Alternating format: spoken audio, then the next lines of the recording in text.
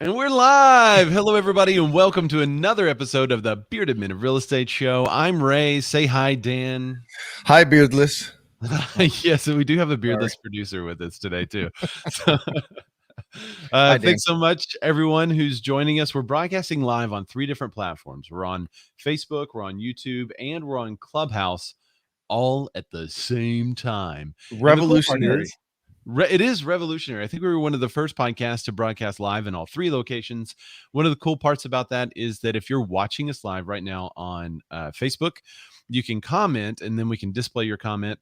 Same thing with YouTube. If you're watching us there, we can display your comment. If you're listening to us in Clubhouse, you can raise your hand and we can bring you on stage and you can actually become part of the show. So your audio will be included and embedded into the podcast forever. So thank you guys so much. Just like Mario Flores, he's commenting right now on YouTube and he says, "What up, guys? What up, Mario? Thanks so much for joining the show. If you are watching, we'd love it if you'd share the show. One of the things that makes this show different, despite all the news and information that we're going to cover, is the feedback that we get from real estate professionals around the country, and also consumers that have chimed in and asked some key questions too. So that's one of the things that I think differentiates the show. And so it's your show, guys. So we will go as in depth or not as you want. And we do have some great articles to cover too. So Joanna White, she's joining us on Facebook. Hey, Joanna, how are you? She's waving. Lisa, she's saying Dan. Then she says Ray. Why do I get the winky face? What did I do? Yeah. And I got the heart. Okay. Well, so thanks so much, everyone, for joining the show. Let me give you a quick rundown. College JJ Cameron said you guys match. It's cute. So if you're not watching the show live, we are both in our blue tees. I do want to give a shout out to producer Matt for doing an incredible job on the thumbnail today. It really does show us warring, I think. So I love that. All right. So here's some of the articles that we're going to cover today. NAR schedules proxy war with Zillow. So it's a kind of a weird way to say they're going to battle with Zillow, but they schedule it. So, hey, if it's not on your calendar, it doesn't exist, right? Hey, we're going to be in your battlefields on the 15th of May. So just be ready. Are you guys busy? Can we go to war with you that day? Right. It's like you're calling someone else's, mom. Hey, we're wondering if Zillow can come out and play on the 15th because we're going to war them. We're going to war them. So we're going to talk about this, if this is actually a war or if that's a cute media headline, and we'll talk more on that. But then we also have mortgage refinance. We know that volume went down last week. We're going to compare it to this week and see what's happened. Millions will enter the housing market in 2021, says Zillow, and they also say that they expect to see an increase in listings. So we're going to cover those 2 stories probably together and then have a larger discussion about what's going on in the marketplace. There's a New York bill. I thought this was really interesting. So if you know of any real estate agents that do business in New York, I would love to get their opinion on this bill that if it passes, it will require reasons when a co-op buyer is rejected. So if you're from another company and you write an offer on a listing of another company and that offer is rejected, in New York, if this passes, they're going to require you to give a reason of that rejection. We didn't like your offer. Which, well, what about it, Dan? Why didn't you like my offer? Well, I mean, we have a rejection of offer. You can formally reject offers. You just put a reason on there. Someone else. There's no reason in our market. There's just like there's a checkbox and an initial says rejected. That's it. Ours has, you can formally reject offers. So whatever, you can just add a thing and then any reason, you just got to be careful though. Cause there's, the whole discrimination thing, right? Well, yeah. And that's kind of the discussion tease, I think, is where is this coming from and where could it go wrong? Yeah. And then if we have time, we're going to cover an op-ed that talks about what boomers are buying. Are they upsizing or downsizing or right-sizing? And what's that look like in today's day and age? So if we have time, we'll get to that last one. Otherwise, we got a ton of stuff to cover. But Dan, before we get into all of this good information, would you tell people what BMORE is actually all about? I'd love to. Now, when I met Ray here on the interwebs 25 years ago, it was when we started to do dial-up and stuff. Yeah, I remember that. We've known each other for a long time. I obviously have a beard, and I had an idea for a show, which is, because we are beautifully bearded men. But when I met Ray, I noticed something very interesting about him. Really? What's that, Dan? I'm going to get you on this one. He used to have a pet parrot with only one leg. Did you guys know that about him? I didn't have a pet parrot, but I had a friend that did. And the words that my friend made that parrot say was absolutely incredible. I didn't know they could speak so clearly and so vulgarly. Oh yeah. So, which is why I probably never had a parrot. Which is also why they use the term, hey, he parroted that, right? Oh, there you go. Wow, look at you. Wow. So obviously, no, Ray didn't have a pet parrot, but I noticed that he's a beautifully bearded man. But he also had a format for a show. It's the same layout we use today. But I also noticed that he loves giving value up front to not only his clients, but to just humans in general. So the show's about being more as an agent, but also being more as a human. Yep. And one of the things that we believe is being more, quote unquote, besides being a real clever acronym for the Bearded Men of Real Estate show. But one of the things we believe in being more is knowing what in the world is going on so that we as real estate agents and professionals can communicate with our clients. Here's what's happening in the world. And here's a couple of things you should know. But instead of you guys spending hours and hours searching the interweb and finding all this stuff, you just got one place to go. And that's the Bearded Men of Real Estate show. Yep. You can subscribe to our YouTube channel. And when you do, we actually cut up each one of these stories and we'll deliver those every day just so you get like we call it a chop. Get it? Chops, because it's a play on the beard. Anyway, we're going to release, there's no like laugh track. We need a laugh track. Yeah, there you go. So, and they're just like little snippets of the stories so that if you don't have time to watch the whole show, you can at least listen to that part. Or if you just hate us or this banter. Yes, right. If you hate the banter, you can always look at the bottom in the description. It'll have timestamps for each article that we're going to cover today. You can click that timestamp and zoom right to that part of the article, or you can just subscribe to the podcast, which I would recommend most of you do. That way you get the audio version of the show, can listen whenever you want. We have to clarify, right? The number 16 podcast in Taiwan, right? The number 16 news podcast in Taiwan. In Taiwan, yes. Bearded Men of Real Estate show. If you guys want to be a part of that, then you better jump on now before it goes crazy. Yeah. I mean, get on there now before it becomes number one. That hashtag is amazing. Matthew Clanton, producer Matt says end banter 2021 hashtag. Okay. All right. Let's get into the show. You ready to cover these headlines? Yep.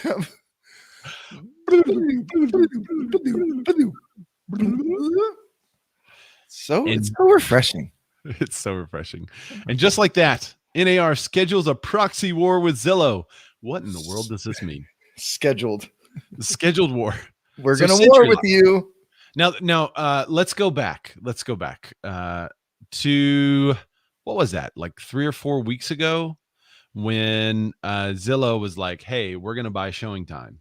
And then the world freaked out because Zillow's going to buy showing time, and there were competing brokerage in most of our marketplaces. So suddenly you were entering your client's information into the computer so showing time could call them and tell them that, hey, you have a showing, etc. But you're actually sending your client's contact information to a competitor. Well, and if you put your seller's info in there, then they're getting your seller's info as well. Yeah. So suddenly it's not so attractive to do showing time anymore. And that created a whirlwind of activity. Now, Zillow says, no, that's going to be separate and we're going to be separate and all of that. But still, even so, if Keller Williams owned showing time, I probably wouldn't use showing time because I'm not a Keller Williams agent. All right. So what does NAR do? Well, CenturyLock. It's the home lockbox company wholly owned by the National Association of Realtors, announced Tuesday that they created a computer and smartphone platform to help real estate agents juggle their home showing appointments. The development is intriguing for a few reasons. And then it kind of goes on to the reason that I just said too. Ironically, emerging NAR Zillow proxy battle comes 3 months after they announced the NAR member real estate brokerage. Also, Zillow increasingly relies upon NAR sanctioned multiple listing service feeds to highlight available homes on its well-trafficked website. This article, by the way, is from Housing Wire. It goes into a little bit about a lawsuit from REX versus Zillow and NAR. So I think we also covered that, which we did. Zillow and NAR became strange bedfellows in this lawsuit against REX, which has a whole bunch of political support from politicians that are tweeting stuff that they have no idea. Well, and we believe that there is monetary support for Rex as well from these different politicians. So we wonder where this quote unquote support is coming from. Well, where it looks like it's coming from so far is Republicans that have been spurned by NAR. That's what it looks like. It's the political support is behind it so far. So most of the people that support REX are Republican candidates. Chris Christie, former Republican people, yeah. while NAR in the past has kind of leaned more liberal, and so now you've got this tension in the business world that spurs from the political world, which I just think all of that should go away. But NAR owns CenturyLock, spent the last 18 months writing code, otherwise developing a new appointment handler, said Scott Fisher. That's the company's CEO. Platform uses Google Cloud and marries access between agent appointment page and CenturyLock lockboxes. Showing Time has all about the market. Showing Time has about all of the market after they bought centralized showing service. That's what we used to use, and then they were taken over by Showing Time. Okay. Let's see. NAR, a defendant in half a dozen. Oh, this is a defendant in half a dozen antitrust lawsuits across the country. I just kind of jabbed that one in Just there. a side note. Yeah, and settled recently with the Department of Justice on an antitrust complaint. Spoke to desire competition. They said, here's the quote from NAR CEO Bob Goldberg: "Competition anywhere benefits consumers everywhere, and the introduction of CenturyLock showing service solution offers a significant opportunity for realtors and the nation's entire real estate industry." All right, so CenturyLock is coming out with a new thing, and it's going to help agents schedule showings. I wonder if there's going to be an increase in cost for this. Apparently, it's going to be rolled out in MLSs around the country pretty soon.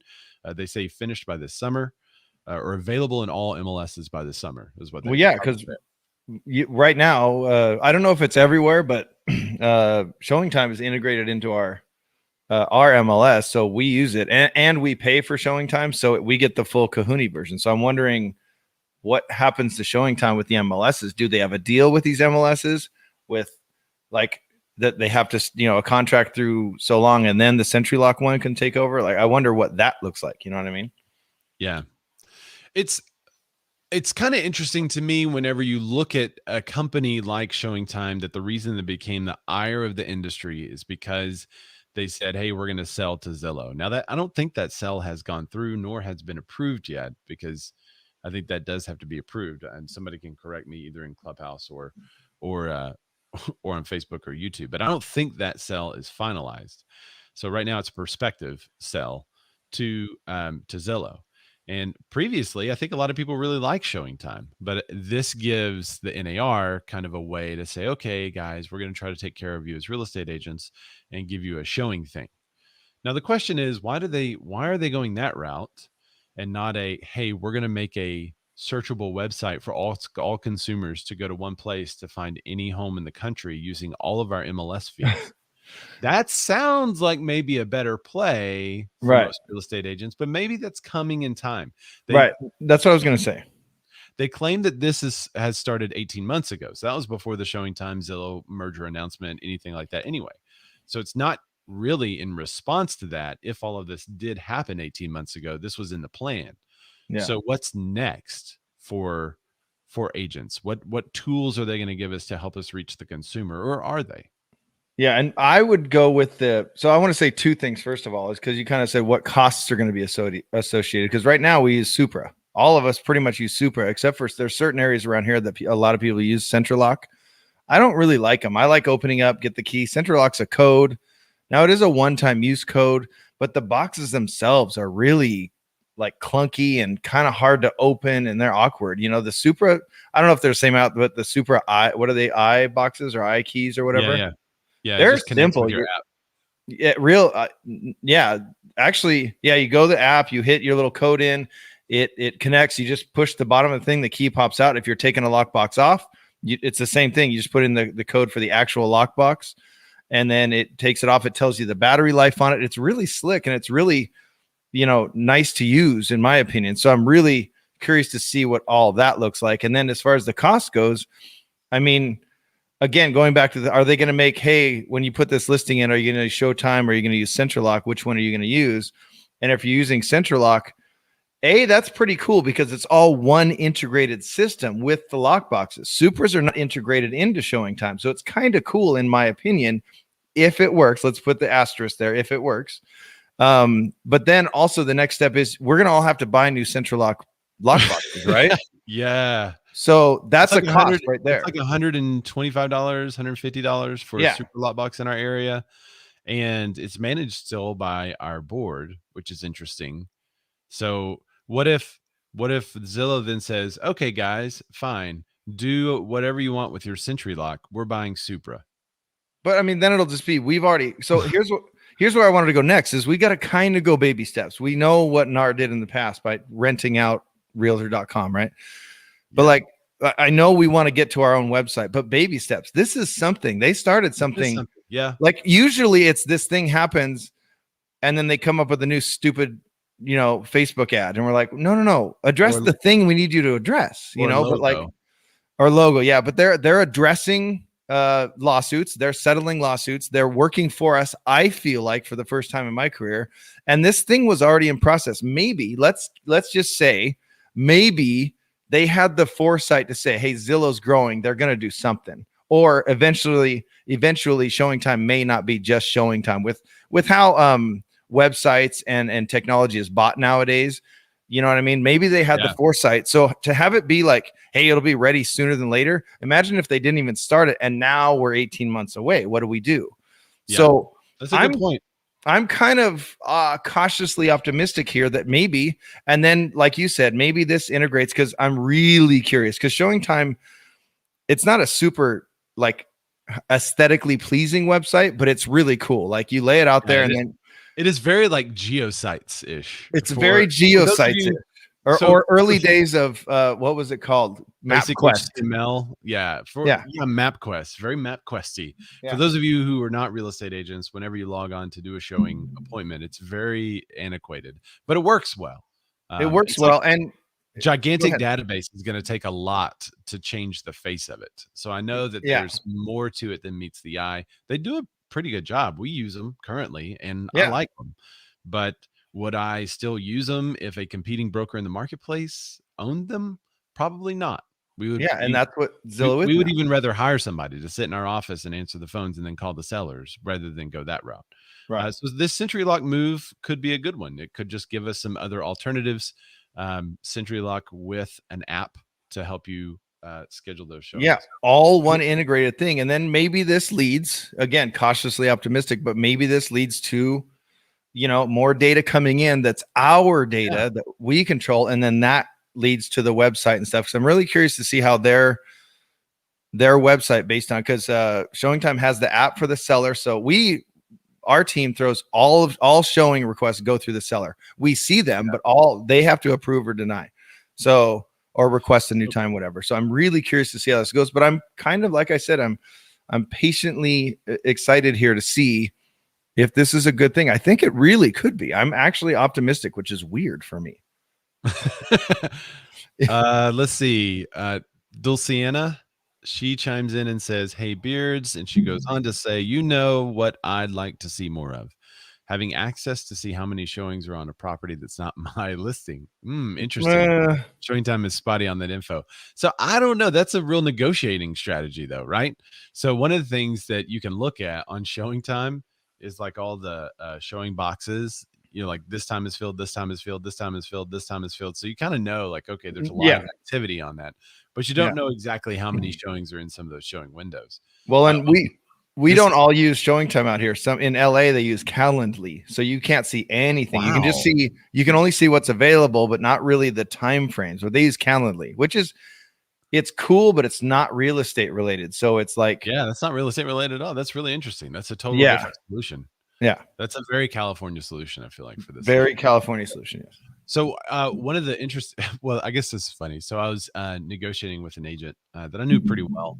And I put in an offer and I was like, hey, do you have any offers? He was like, man, there's so many showing times blocked off for tomorrow. I couldn't really keep up with them. And I was like, oh, no. That was me. I just blocked off all the extra times.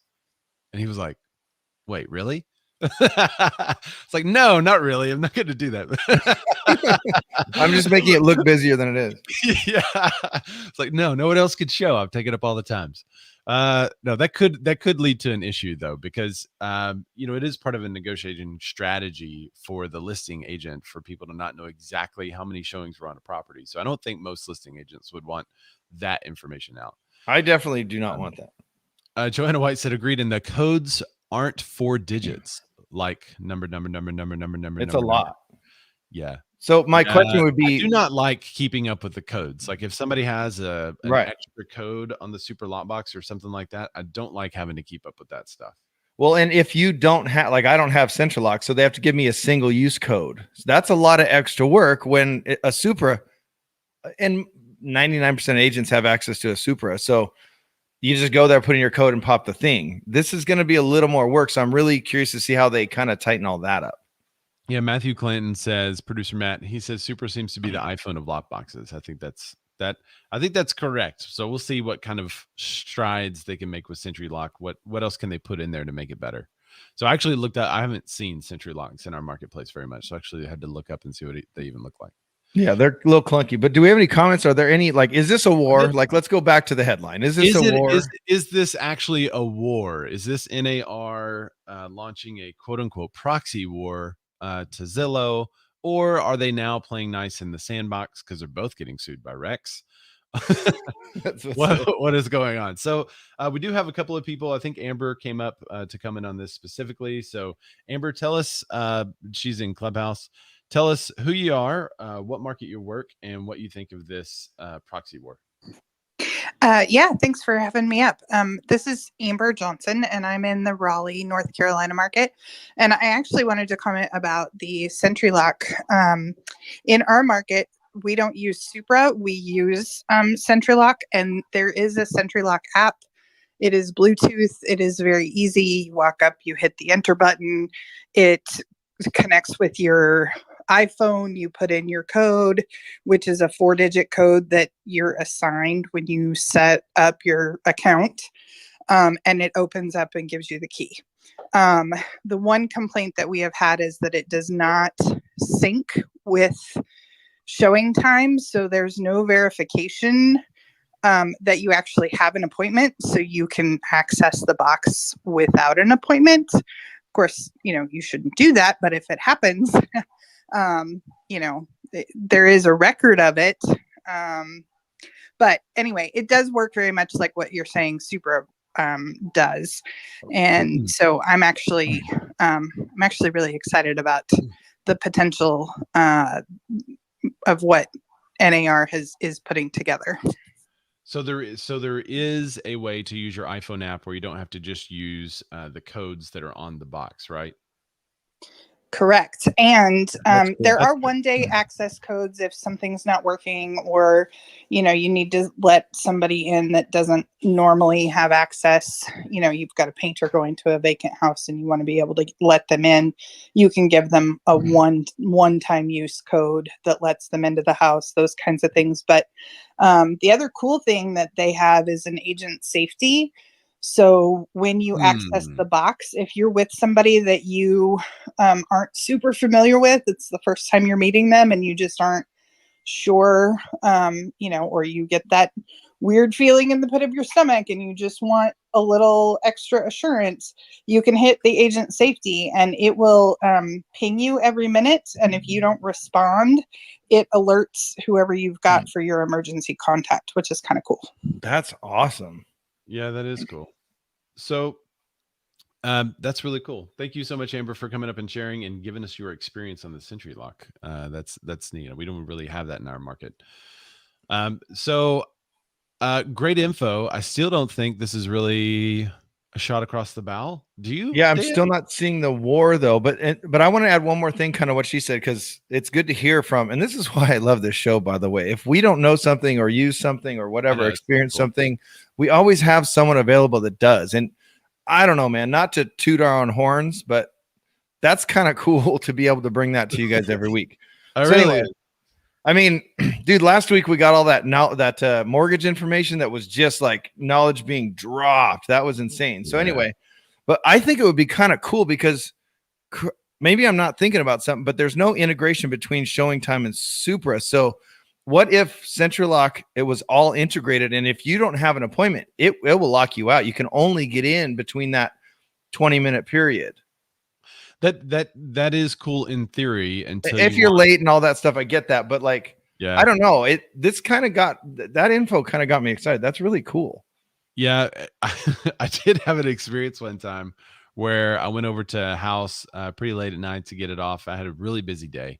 So I was going to get off the Supra lockbox and realized that my showing constraints would not allow me to remove the lockbox at that time because I couldn't open After sticks or whatever. Yeah. Yeah, so I had to like go through and reprogram the lockbox and then take Yeah. it out. I was like, oh my gosh. So I could see that being a problem if you can only enter it. But getting a notification when anyone opens your lockbox would be really helpful too. It would be cool. And if okay, maybe it didn't lock you out if you're outside of your window, but it would, because the super boxes tell you who when they logged in, their realtor number and all that stuff, right? But like, Yep. what if what if it logged when they opened it and when they closed it, kind of thing. Yeah. Like, and then you kind of see, okay, they were there on time or whatever. It's kind of got some cool possibilities and may lead to something else. All right, so Julie Moon commented, and I want to display her comment because she texted me and or she sent me a message on Instagram and said, "Where is your podcast live?" Because I was yelling at my I guess her radio or whatever the other day when we weren't live and we couldn't respond to her and answer her questions. So I was putting her there. So Julie comments on YouTube. She says the war will be when NAR says no realtors syndicate their data to Zillow. Well, the only problem with that, Julie, is that now Zillow is a broker in most marketplaces. And so they're Right. getting a direct MLS fee. Now, we say that Zillow, the brokerage is, there's some discussion whether or not Zillow is still taking their information elsewhere so that they could sell ads against it, because in some marketplaces, there are agreements in which you're not going to sell ads against other agents' listings in your marketplace. So I don't know how that will end. That would have to be the rule change, is that they don't even allow anyone to use the data in a manner that Zillow is using the data. But then NAR is going to get an anti-competitive lawsuit from Zillow, who's got a lot of money that can do it. So I don't see like that's a war that they're willing to fight, especially when they gave up realtor.com years ago. So yeah. I'm still just not seeing this as a war at all. Yeah, I don't see it. I don't see it as a war. I think it's a great headline, though. Wait, it's a great headline that has nothing to do with the actual article or the content. Let me bring up Jan. I think he came up to talk about this specific subject. So Jan, where are you? Where do you work? And give me your thoughts on this if you're there. Hi Ray, I just hopped in and I'm so enjoying your topic. It's beautiful, and I wasn't sure if you talked about. First of all, I'm from Southern California. I'm in LA County and South Bay, the beach cities, and we use Supra here quite a bit. And I wasn't sure if you guys talked about CBS codes. We do use them here. And what it does, basically, when you turn it on, it's on your Supra. Basically, what it does, it's like they need to add that code in order to be able to pop out the lockbox and get the key. So that was something I wasn't sure if you discussed. And then my second question to that was, is Century Lock also having a feature like that? That could be a question for the floor, and also maybe Amber, if she is doing that or if they have that feature also. This is Jan. So the additional security feature is a layer in Supra that you have to have a code. You can use the Supra call before showing. Yeah. And then you have to have a code that you get directly from the agent. So that would be, I don't know if they have that. I assume you have to get the code though, right? I mean, you have a code you got to punch in on Century Lock. So it's almost like every door is a CBS code. Who was it that was talking that's from North Carolina? That's me. Yeah. She was saying that it seems like you just have a code that's always, they're just like, there's no CBS code. It would just be like super kind of thing. Right. There's no CBS code. There's not a second layer. It's Bluetooth. It's run off of an app from your phone. You just hit the button and as long as you have access through the app, it will open the box for you. There are codes. There are one-day codes and one-time use codes that you can issue, but that's not typical. That's if you're having an issue with your Bluetooth or whatever. But it's all run through Bluetooth.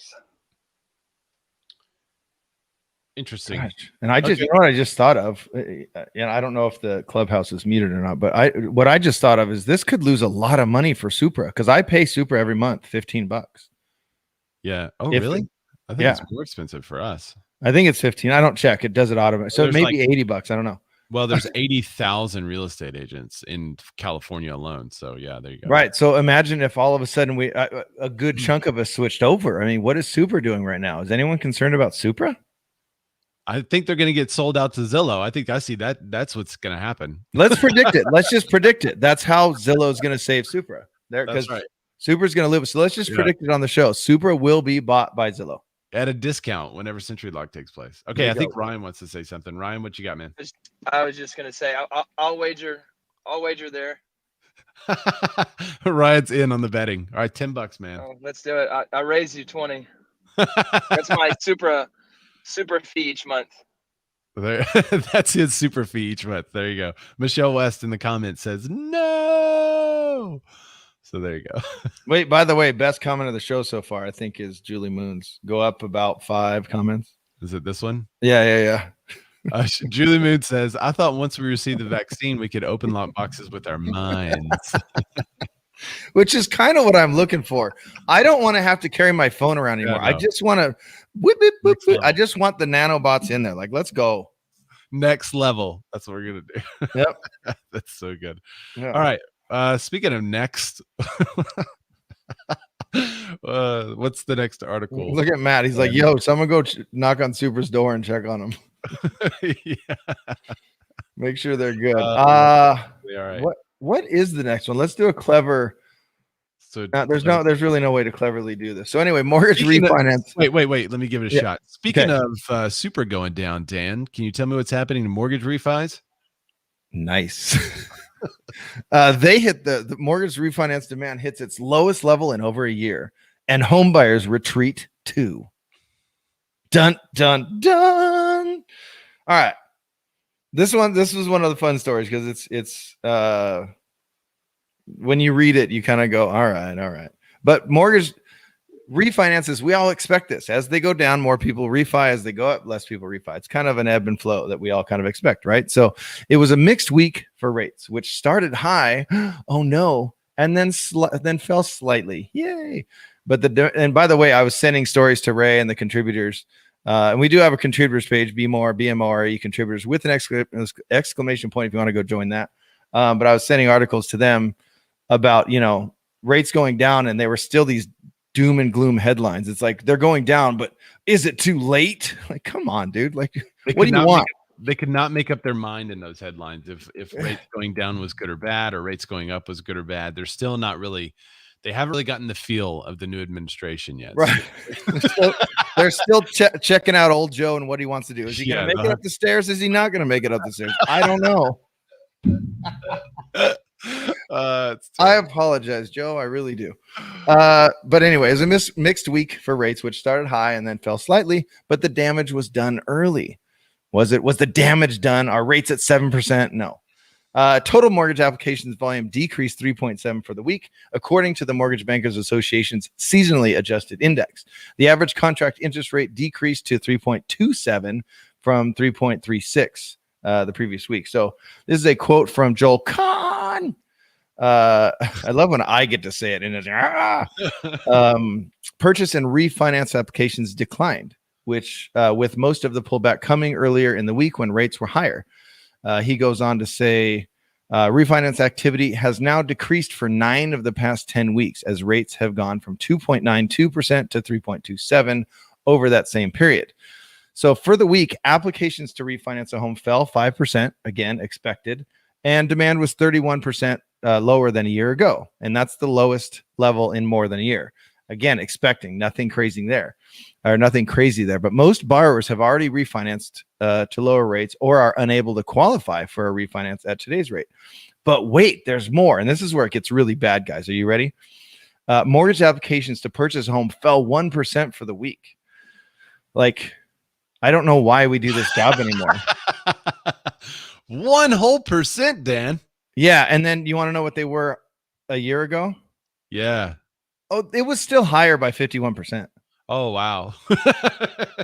Okay, so there is a caveat that we've been telling everyone with the numbers compared to last year. If you remember, We had a huge U-shaped dip, almost like the old U-shaped recovery. For those of you that have been in the business a while, I've written that on some papers for some sellers. You bought over here, and now we're over here. Yeah. Well, the rate, the showings, data provided by Showing Time, thank you. The showings went just like that from March to April, right? And so we are still in that U that I think it didn't fully recover, if I remember right, until the end of April. So that could be the reason why mortgage applications are 51% higher than last year. Maybe they're not 51% higher than 2 years ago. That's the big question. Is like, where was it compared to 2 years ago? Right, which no one's doing. Which we're putting a call out to all these economists to do this, but it does end on exactly what Ray's saying, and it says, although annual comparisons will be an outlier for the next month as the housing market ground to a halt at the start of the Rona and then rebounded dramatically. So that's exactly what he says. Yeah. It's almost like he knows what he's talking about. Speaking of non-essential worker, Colin JJ Cameron has a comment. I'll say that because in his state they called him non-essential. So. They did for a really long time, by the way, like way too long, and they were sitting there going, "Dude, really? Everywhere else they're essential, but here you don't need it." Okay. Not there. So he said, random question: when and if the market turns, will there be a mass exit of agents? Average age 53, 17% of them are in their 60s, and on the reverse, tons of newly licensed agents in the last 2 years. In theory, we could lose 20 to 30% of our peers if there is a turn. I hope so. Well, so it would be a net not gain of new agents that stay in the business, because 87% of them are already not making it past the 2-year period anyway. So you'd have a net not gain of those, and I think you would have a lot of people retiring if the market did turn. Agent gains slow. Agent numbers slow. The NAR membership, that's what it is. After lawsuits from consumers settling with the DOJ and getting attacked by Zillow, the NAR membership decreases by 5%. Right. And I'm also curious, because we're in a hot market. It's easy to sell a house right now. I said it in one of my recent Instagram posts. If you don't follow me on Instagram. Oh, you froze for me. I may be frozen for everyone else, though. So I have no idea. Who's frozen? Y'all chime in the comments. And this is the behind the scenes that Clubhouse gets to see, is that when we freeze, you guys can still hear me. So, well, producer Matt just took him away. So apparently it is Dan that was frozen. So to answer your question, Colin, I could see that there were a lot of people maybe that were, he froze, you good, Ray. Okay. Thanks guys. Not you. I appreciate thanks for the feedback in the comments. Agents exist to feed brokers, says Eugene. Eugene, that is a, we built a brokerage that exists to serve the agents. So if you're in that kind of brokerage, maybe you need to peace out, deuces. There's some other stuff over there. Anyway, to answer Colin's comment, I think so. I think you would see a lot of people, because I remember during the first downturn, we saw a decrease of agents that were in the business. We saw agents that were that had been around for a long time that decided to retire, not come back, not sit around and wait. And so because of that, I think we could see that again. But I don't know that that's directly tied to the housing numbers. That may be more tied to the changing landscape of the market, not necessarily the market going up and down, because the market always goes up and down. When the market, quote unquote, crashes, that means it's a great time for buyers, and you're going to see more buyers be able to find a house. When the market tends to blast off and prices increase, it's a great time for sellers. And so we're selling a lot of houses. My listing inventory has gone up compared to last year. Last year, it appeared that we were helping more buyers. So I think there's always room for a good agent to make a living in the industry, but it's going to be a lot more trouble and a lot harder in the future due to, people that can just click a button and sell their home to Zillow for the Zestimate. And if that's the competition, there's going to be a lot of agents that may or may not make it. D Jones, she says agents and loan officers. Yeah, that's true. As far as 08. All right. Well, we will wait on Dan a couple more minutes. In the meantime, Jan, I see that you are flashing your microphone. Let me bring you up. What do you think, man? I was wondering if I could pose a question, like based on the previous topic you guys were talking about the Zillow. This is something that has passed my mind, and I was wondering if you could share your thoughts on that. And that's what do you think? Like, if someday Zillow will take over MLS down, and we'll have just Zillow, and all the agents will just be a member of Zillow at that point. Personally, I don't think that's what they want. I think Zillow is still in the business of selling selling leads to agents, and I think that's evidenced by their ability to purchase a property at $0 and not even worry about what they need to make. So we all know that the iBuyer program exists. As a matter of fact, in 20 markets around the country, in a subset of about 500,000 homes, you can click a button and sell your house to Zillow for the Zestimate. When you do that, I think that Zillow doesn't really care that they're not making a ton of money on your home. What they're going to do is turn around and list that property on Zillow and then sell those leads to agents, probably on the flex plan at 30% referrals to these agents that are on the plan. And then they're going to receive more money from that house than if they had just flipped it anyway. So for them, it's just making inventory more convenient for them to take, and they're going to get a little bonus in that they'll get a percentage of that sale as well. So I don't think Zillow wants to take over the MLS. I don't think they want to take over the board. I don't think they want all agents under them. I think they want to create something that makes it convenient for sellers to use and then sell the leads to real estate agents, who then real estate agents want to help people buy and sell. And it's just a lead funnel done in a different way. They're putting a carrot out there that they can lose money on because so many agents are going to pay for it, and that's fine with them. So that's my opinion on it. Yeah. That makes total sense. I totally agree. Let's go. Michael. Hey man, how are you? Thanks for joining. You have Hello. anything? Yeah. Yeah. Actually, I just heard someone say something about replacing loan officers and agents, and I was just saying that. Yeah, the easy. I heard that in like the late '80s. So so yeah, the easy button works. The robots can replace our job until they can't. As soon as you have a person that has a specific tax problem or a a unique situation that can't be just isn't like a slam dunk cookie cutter deal, then all of a sudden you need people involved. So that's all I have to say. Yeah, I like that. They can replace us until they can't. I would agree with that. There's always complications that come up and complications that arise. And when those do, what do you do then? And I thought about making an ad that shows someone like using a point and click home purchase option, because it seems so easy.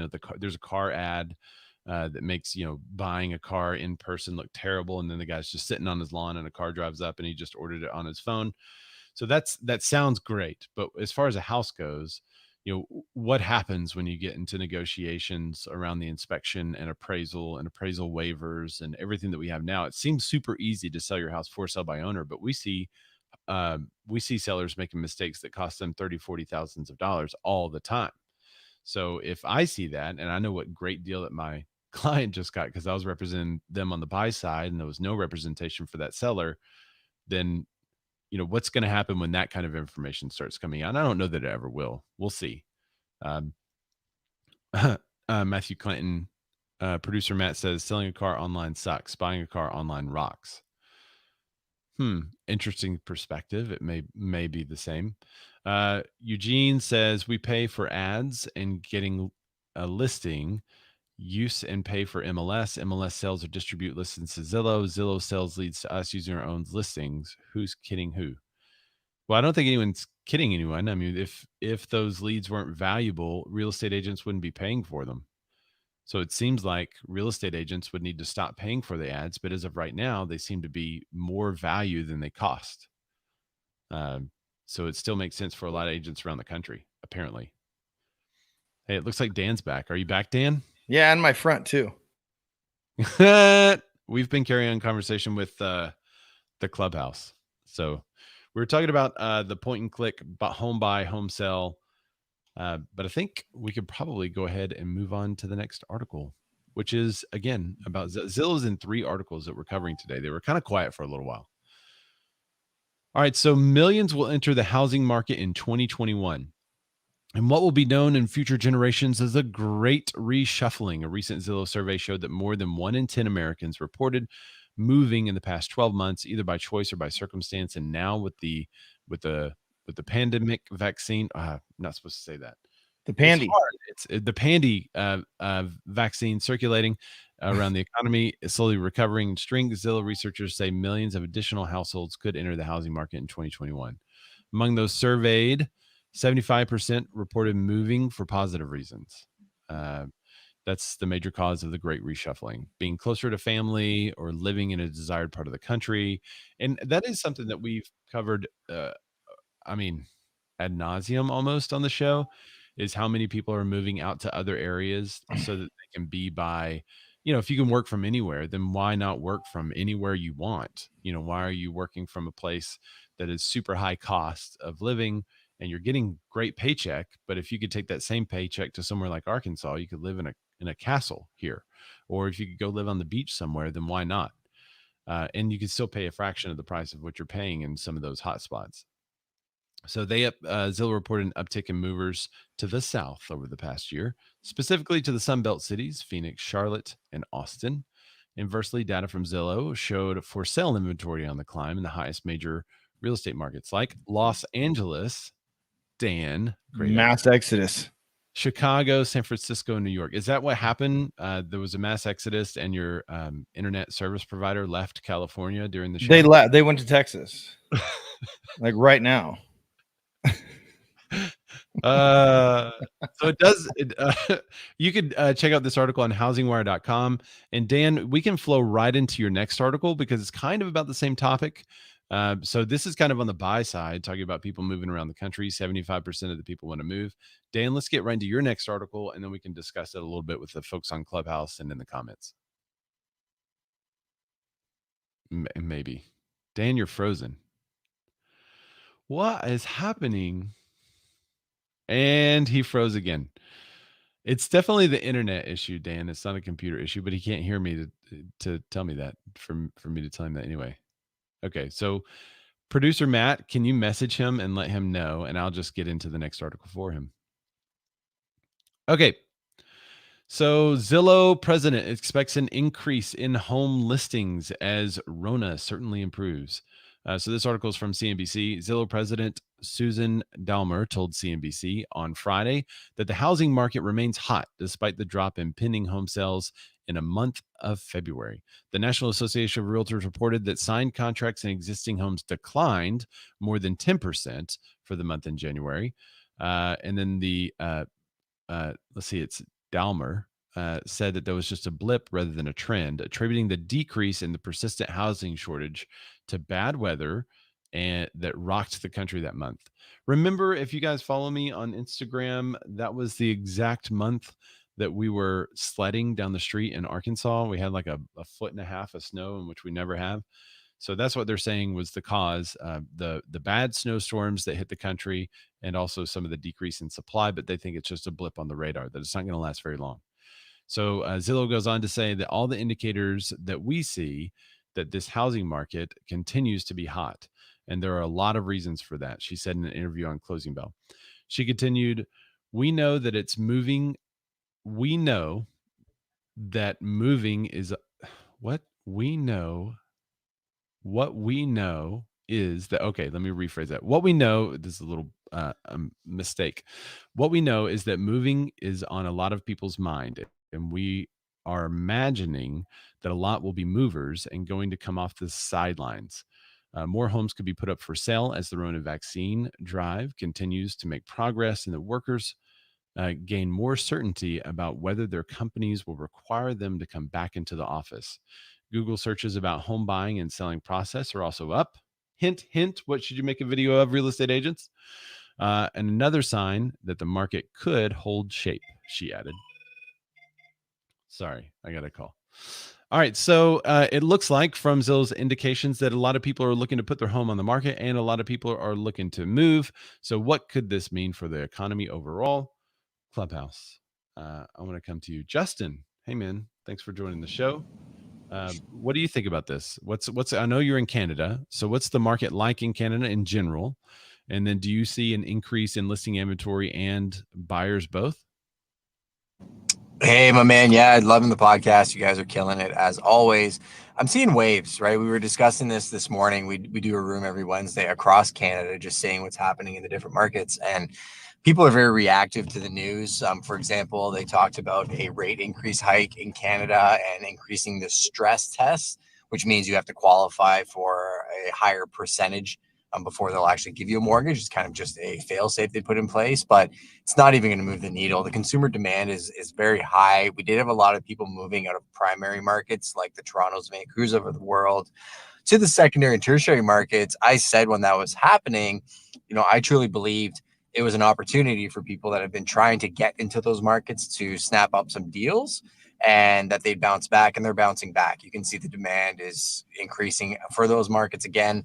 The only caveat that I'll throw to that is out of nowhere now, we're in our third lockdown and things are serious. Like they're literally doing curfews in Montreal, where if you leave your house after 8 o'clock or 9 o'clock, I don't know if they'll arrest you or give you a ticket, but it's mayhem. So yeah, we're still dealing with Rona and to a pretty high degree, definitely in Ontario, and I know Quebec's dealing with some issues, but that literally the only thing you can do is go buy a house. So we're seeing astronomical increases in value, demand, and a lot of pent up immigration that is definitely going to keep that going for a little while. That's interesting. Did you guys not have an election that ended recently? Is that why it's still on lockdown and stuff? Yeah, it's still the same people in power.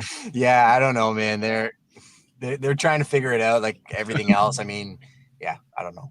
I always say we succeed in spite of our politicians, not because of them, but they locked down schools yesterday. So I know all the parents that had sent their kids back are not happy right now. So who knows what's going to happen up here in the next couple of weeks. I know you finally get excited, send your kids back, and then they're like, never mind. That's cool. Oh, sorry. Dan, say your comment again, because Clubhouse didn't hear it because I still had the mute button on. You just go to send your kids back and you're finally like, cool, it's been a year. I got my kids sent back to school. And then they're like, oh, just kidding. Never mind. Got to go back to homeschooling. Just kidding. Well, thanks for the insight, Justin. I appreciate what you're doing too, man. I've been watching you on social. You're killing it as well. So thanks for joining the show and giving us some insight into that. We have a couple of comments coming through that I'll cover too. Julie Moon. She's quickly becoming one of my favorite commenters. She says, that's the other reason people are moving down here to the South. Yeah. Marcus Necessary says, is that the 24 CTU ringtone? Yeah, it was. Have you guys heard that? I actually had to make a custom ringtone years ago, and it's then just been kind of ported over from phone to phone. So yeah, it's there. He also said, Dan, that was an awesome frozen face. What was I? You were like, that's just me summed up in everything, but yeah. But yeah, go to Collins, because yeah, I'm just like agents in PA. I'm non-essential on the show. That's right. As evidence. No, I think it kind of grinded to a halt there without you. So I'm glad you're back. No. All right. And by the way, I'm on a good one today, and it's like, dude, something's telling me like, don't let this Dan guy get going. All right, so let's go to this NY bill. I'm going to cover it pretty quickly and get some comments especially from some of the people that are watching the show that may be in the area. This article is from magazine.realtor. So that's the Realtor magazine. NY bill would require reasons when co-op buyers are rejected. So under a new bill, New York state lawmakers hope to get New York City co-op boards to explain why they rejected potential apartment buyers. Lawmakers who are proposing the bill say it intends to prevent discriminatory decisions by co-op boards. So it's really the co-op board. It's not the real estate agent that's submitting it. But could this turn into that? You said, Dan, you'll have something like that, right? Where you could do a formal rejection and tell them why? We can tell them why. Yeah, it just says, I don't know on the exact form, because at the end, I believe we have a secondary form that's a formal rejection of, or you can just reject, on the actual offer. I think is how you said it. You can check and then initial, and we're rejecting, but we have a separate form, like a formal rejection. We also have one for like backup offer and all that stuff, but it's never used. It's just, if it doesn't get accepted, your offer was rejected. But I just wonder, like, is this another one of those, could this open up the can of worms? Like, okay, well, I want to know why. You have to give me a reason why it was rejected. And then what is that reason? Is it good enough or what? So do you agree with this being because it's the co-op board? Do you like this idea of someone trying to buy in an apartment? They have to go before the co-op boards. The co-op board reviews the sale, and the co-op board says no. Previously, they haven't had to give a reason. I think this is a good rule. I would like it too. I have only dealt with it once in my career with a 55 plus community, and it's all co-op, and you know that when you're going into it, and it's a total different. But they have to have, it's all cash purchases, and then you have to have like 6 months liquidity, for rainy days or whatever, and you have to meet their standards, and they say yes or no. They're always, in my experience, they're from other agents that work the area. They say it's always a yes, but I don't know what it's like when it's a no, but they should give you a reason. So I kind of think this is a good thing, a no-brainer. I just wonder, what are there any sketchy no's out there that all of a sudden they're gonna, well, shoot, what do I tell them? Yeah, I think, well, that's the part of it. They can always try to make up something, but I guess if it's not a good rule that they're making up, or if they're finding out that they bent that rule for someone else, then that would get them in hot water. Yeah. Right? What if they said no because that owner got a better offer while they were under contract? Kind of like, what if that happened? I don't know. I don't know how that. Yeah. So I think it's not a bad idea in this scenario. I really don't like it as applied to real estate agents. Like, we got 17 offers on a thing, and I Right. Like, I'm going to go reject all of them. Yeah, I personally called every single agent and told them exactly why the offer was rejected. But I don't think a lot of people would be that nice. But even if you do give them a reason, like I had several people, I gave them the reason. They were like, "That's not a good enough reason." I'm like, "Well, that's the seller's decision, and that's Right. like, well, our offer was like, I mean, I can't tell you what the offer we accepted was, so I'm just giving you the reason what they said. They're going to net more money." So yeah, well, and we use a system, and again, I don't want to mention it because I don't want everyone using it, but we use a system. It's very well integrated. Everything works together, and you respond. If you get 25 offers, you respond to all of them with a click of a button. You just say which offers you want to respond to, and you just hit highest and best, or you can put terms in there, and then when you accept an offer, it's the same thing. If you accept one, you reject the other 24. It's really cool. It doesn't really give a reason, but it's very transparent. And then I've mentioned on the show before, when you submit an offer, it goes straight to my seller. So there's no way it didn't get presented. I don't really have to give you a reason, but it was declined. And sometimes though, Ray, I don't know if you've had the scenario, but I've coached my sellers not to accept the highest offer because it's ridiculous. It will never appraise $50,000 over, and I'm putting in the whole, I give it even another 25 grand because of the craziness in the market. And they're still another 25 grand higher than that. They're just trying to buy their way into escrow. So we see that a lot too, where they're like, well, that's like $100,000 over what is even possible. So yeah. And by the way, it's not just, this market is so insane. It's not just seeing what's possible and what the comps are. You got to know your market and add, I don't know, another 10% in some cases to highest is not always best, as Dulcinian says, but yeah, so you got to kind of add that. And then what is appraiser going to see? And it's still a little bit iffy, but just going in with the highest number isn't always the best, so I'd be curious to see, if I say you got rejected, yes, you were the highest, but you weren't the best for my clients. I'm saying, like, why do I have to give? So I kind of agree with you that in the co-op situation, yeah, but because the co-op is reviewing everything about you, right? But in an offer, we're just looking at your numbers. It's either the best in the terms that, Dan, they're looking at your numbers and whoever writes the love letter and whoever, please don't do that. Fair housing. Yeah. All right. Hey, we have somebody that joined on Clubhouse now. This is the Julie Moon Show, everybody. Everybody say hi to Julie. There we go. Hi, Julie. Julie, did you have a comment about this article specifically? Because now you can actually give me an audio. Sorry, Julie couldn't hear me just then. I had already muted myself. Julie, do you have a comment on this article specifically, or did you just want to say hi on audio now that you can actually yell at us and we can respond and you can? Hey, I don't necessarily. I think just wanted to say hello from Athens, Georgia. I'm getting a furniture delivery, so I can't talk long. But I heard someone the other day say that they responded to all offers with a spreadsheet and told every single person what the other offers they got were. And I thought that was the strangest way to respond to something like that. But I also think that people are never going to accept a no and why they didn't get accepted. Yeah, I mean, and that's fully transparent, by the way, so that's good. Yeah, I mean, there's a lot of transparency there, but that may be too much transparency. Did they have to get permission from? I guess they have to get permission from the seller to disclose it. Hopefully, there was And not no buyer broker, right? on it. Yeah, the broker would have to also say that's okay to do. That seems a bit risky. It seems a little extra. I don't understand how it would even be beneficial, really. I mean, because I had an offer accepted the other day because my client had served in Girl Scouts for the seller's granddaughter. It was some like weird thing that they were like, we want her to have the house. So then what do you tell people? Yeah, that's true. The seller picked a friend. I mean, the seller can do whatever they want. They could pick a friend. They can not pick a friend on purpose. Yeah. I know that guy. He's not going to close. Yeah. That guy would be terrible in this neighborhood. Yeah. Yeah, but I can guarantee my neighbors would hate that guy. And Chuck Lynn, he says, love letters, bad. Yeah. For a lot of reasons, but in real estate, very bad. That's very busy. He doesn't have much time to write out more than that. Thanks, Chuck. He's like Kevin from The Office. When I talk to car guy, I say car no go. He know what I say. And he and I best friend. That's so good. Okay. So I think overall good for the co-ops, but bad if it comes to us, because that could open up a huge can for all realtors. Which was the teaser.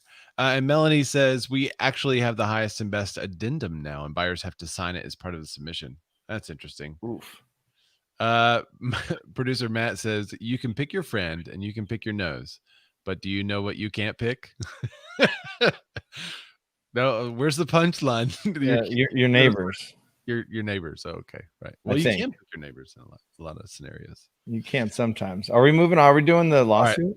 Yeah, let's do the lawsuit one. We won't have time to get to the baby boomers upsides and downsizing, but you guys can check that article out on CNBC. Melissa Marr does have one more comment. She says, I've started seeing agent put the private notes, no love letters will be accepted. Basically, if you send one, you're done already.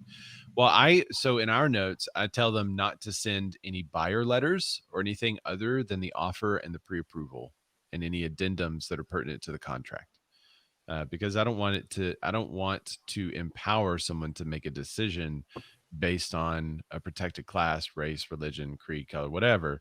And so if I have your love letter there and it's showing these pasty white folk, and now I'm going to have to present that in with the offer, and there's a chance that this dude with a rebel flag in his living room may make a racial decision. I don't want to empower that behavior. So just don't even send it to me. Let me present the offer. You present your best offer, and let's see what happens. And I know it's unfortunate, but at the end of the day, you're either the best or you're not, and that's just how the market is right now. And it's going to shift, I think, sooner than later. But it's going to shift to where it's not like that, But it's just like that at the moment. Yep. All right, so let's talk about Compass getting sued, Dan. So this one, and I believe non-essential worker Colin J.J. Cameron. I believe he was with Howard Hanna before. I think a while ago. I don't. Is he still there now? No, I think he was Howard Hanna, then KW, and now he's with EXP. EXP or Real. I don't know. But if he's here, maybe because I don't know. I don't know this real estate brand. But Howard Hanna is not a man. It's a real estate brand. It's like Mr. Cooper. Mr. Cooper, the guy down the street, Mr. Cooper, that owns all the mortgages in the country. Yeah, well, that's my buddy who we're going to have him on the show eventually. He works with builders and he does all the run up through beginning to end. But that's Mr. Cooper. We're going to have him on the show. There's Mr. Cooper, Howard Hanna, Dr. Horton. Yeah. There's all of them. Dr. Antonio, he says, "What up, boy? Hey, Antonio, how are you, man?" Right, so this one's over from Inman, and I have not read this one. I kind of started to, but then I want to kind of react to it live. So Howard Hanna sues Compass. Alleges theft of agents and trade secrets in lead up to Compass IPO. So when, Ray, did we cover Compass poaching agents and they said, was it Compass that said that? Hey, we're going to buy your company. Oh, just kidding. We're not. But now we know all your secrets. Yeah, that was 2 years ago. I think it was. It was a while ago. So this is inevitable, right? Yeah. Like this is kind of what we said on the show. They've been sued for it in the past. And so, but this is a new one that's right ahead of their initial public offering. Or right Yeah, now. so this is a new one, but kind of what we thought would be an inevitability. But Colin says he was at Howard Hanna years ago. Hanna family still runs it, so that's cool. So in a new lawsuit, Pittsburgh-based Howard Hanna, well, there you go. That answers my question why Colin knows them. They allege that Compass aided and abetted 3 former Howard Hanna agents to breach non-compete, non-solicitation, and confidentiality provisions in the agents' contracts and steal the brokerage's trade secrets. So this is from, what is today? This is from yesterday. So real estate brokerage Howard Hanna is suing rival Compass, alleging a heavily funded firm, the heavily funded firm stole agents and trade secrets in order to burnish, it's a new word for me, burnish its image and as a disruptive tech company in advance of Compass's initial public offering or IPO. In a March 23rd amended complaint, Pittsburgh-based Howard Hanna alleged New York City-based Compass aided and abetted 3 former Howard Hanna agents, and they named the agents. Should I name them? I don't know if we should. No. If you want to, you can go. Let's tag them. Yeah, we can tag them all in. But so okay, this isn't against like a team. This is 3 specific agents. That's crazy. Yeah. That it aided and abetted them, these 3 agents, to breach their contracts essentially. And then Compass and Howard Hanna are the 4th and 5th largest brokers nationwide by transaction size, respectively, according to Real Trends. Wait. Say that again. Compass and Howard Hanna. This is weird to me. Compass and Howard Hanna are the 4th largest? Are the 4th and 5th largest brokerages nationwide by transaction size, respectively. Howard Hanna is the 5th largest brokerage? I've never heard of them. I've only heard of them because Colin was with them. Yeah, I only knew them because of Colin JJ Cameron. And when you not essential, well, now essential Colin JJ Cameron, just like essential. But yes, because they're not a franchise. Oh, yes, because they're not a franchise. So they own all of their stores. Maybe. Okay. So we can keep so in my mind, I'm thinking, okay, so Compass takes a couple of agents from a small player in a market, and then that player in that market is mad and trying to sue them. That makes sense, right? You see that, right? But no, this is like the Compass is number 4 and they're number 5. This is a big dog fight. These are 2 big dogs fighting. Not you're bigger than us. You took our agents. Now we're mad about it. Yeah. Okay, so this is from the attorneys for Howard Hanna. They wrote in the complaint, this case involves a real estate company on the brink of going public and its no holds barred approach to soliciting new agents in order to justify its narrative as a technology firm poised to upend the real estate industry. That's bold right there. Bold. They're literally, am I the only one seeing how bold that is? That's a pretty bold statement, dude. Like, that's like saying Sunday. Yeah, you're going to pay for the whole seat, but you'll only need the edge. It's going to be me and you in the cage, number 4 versus number 5. Yeah, I feel another ad coming on, an infomercial there. Okay, we already got 4 burned, but so and then they go on to say the business model of the Compass defendants revolves around stealing employees and trade secrets from its competitors, and then claiming that such disruption was the result of technology rather than simple unlawful conduct. So they're saying you're not good at what you do. You just steal trade secrets. That's all. That's what they're saying. Yeah, they're saying that the innovations from Compass actually came from Howard Hanna. And other brokerages that they where they poach their agents from. So now, I have to have a couple of disclaimers. One is this is just a lawsuit, right? So I could sue Keller Williams for stealing all of my trade secrets right now, and I could sue them for $80 million and get a lot of news headlines about saying, hey, they stole all of their stuff from me, and that's why they're so big. It was years ago. I was a baby, but I wrote this book that then Gary Keller then wrote.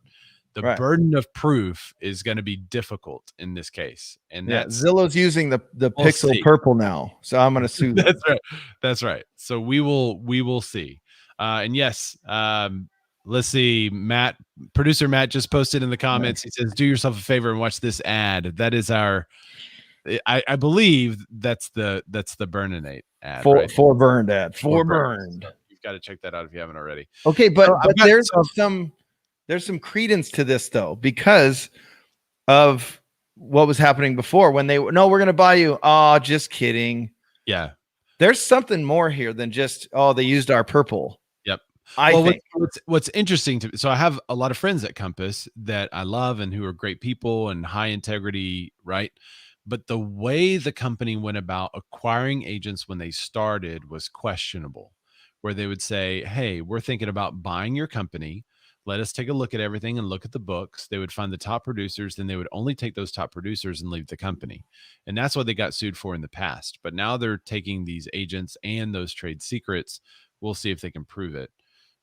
So that, I don't know if they've done that everywhere. I don't know if that was just a couple of the franchise sales guys kind of doing something out on their own that was not associated with Compass corporate, and all that stuff I think will come out in the lawsuit, and they'll probably pin it on one or two people and fire them. That's where I think it'll go. Yeah, I don't think this is going anywhere, but it's very interesting to see. Colin JJ Cameron says, Howard Hanna, nice broker, but saying they took progressive ideas from them is pretty outlandish. It's a very mom and pop feel.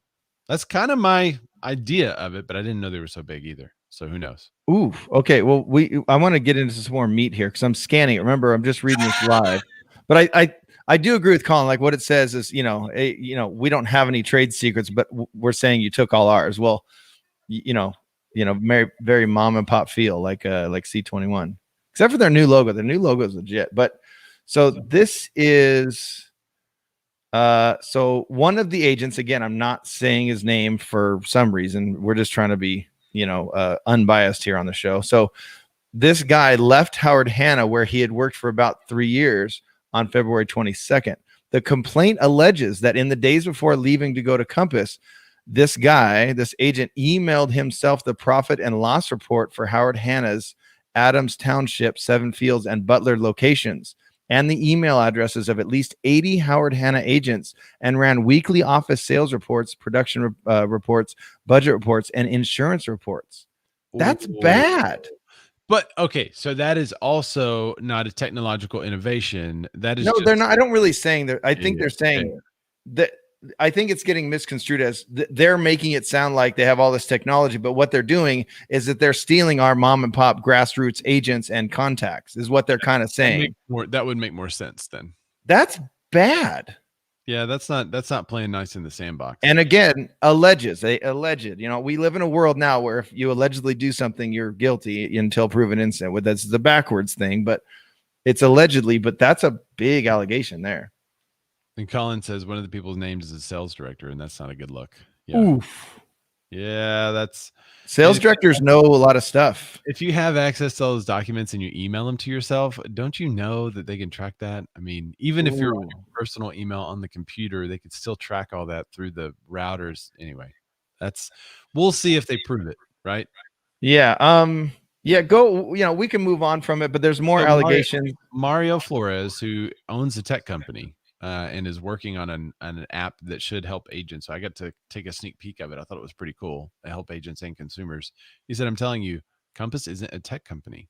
I think it is interesting that a lot of real estate brokerages are positioning themselves as a tech company when really they're utilizing tech that is around and available in the industry. Right. They have some good programs. They have some good marketing. They have some good stuff on the back end. They have some great processes and systems. But are they a tech company building a tech product? No. Because they're still just a real estate agent. They're not selling a house any different way. And again, going back to LA with them they use what is it called? Calendly.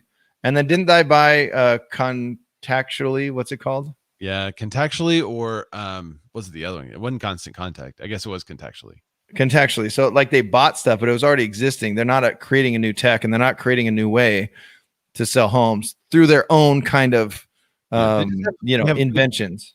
I would much rather them say, like, we have unbeatable systems and processes because of the way we've merged all of these technologies to work for our agents. I mean, that's more accurate, I think, as to what they are actually doing. But it may be more complicated for the consumer to understand. So to shorten it for marketing, we're a tech company. And marketing wise, it's super clean logos. Compass is very clean. Then they have these little 3 pillars that fall as over the top. That's kind of the part of the logo. All black, very sleek, with very sleek looking. And then they say we're a tech company. when really I ain't gonna hate on the brand. The brand looks hot. looks great. I've always said that. And then they had light up signs at one point, but like they had this like $700 special sign. Remember the yeah, but where are those? I've literally never seen one of those out. And again, I work a lot of LA, and it did compasses all over Los Angeles. Most of the agents there are there's a lot that are Compass there, and they're producers. They do things, but it's interesting when you go to the backbones of these allegations, which they came in and they said, we'll give you this stuff, but hey, email yourself this and that. And I don't know. It's pretty interesting to me. So here's a this goes back to the very first conversation we had about showing time and agents that use them. Dulcinea. I think it's Dulcinea. That's what. So I was right. Okay. Yes. She said, when I was with Berkshire Hathaway Home Services, we had contactually. Then Compass bought them. And we no longer have contactually. Right. So this goes back to that point where I'm saying, like, a lot of agents right now are using showing time. When Zillow buys them, there's going to be a lot of agents that are like, oh, nope, not for us anymore. That's right. How fast that's going to happen, which is why going back to our very first article, NAR is positioning themselves with CenturyLock. So yeah, I don't know. We kind of follow these lawsuits here and there whenever they come out. Well, hopefully we'll hear the end of that one and see if it actually has some legs to it. Clayton Fernando Strems joins us from YouTube and says, wow, these guys are cute. Oh, thanks, Clayton. It's true. Yeah, if you were watching or listening audio only on the podcast, you're missing out. I mean, it's called the Bearded Men of Real Estate Show for these majestic beards. But we do appreciate however you listen.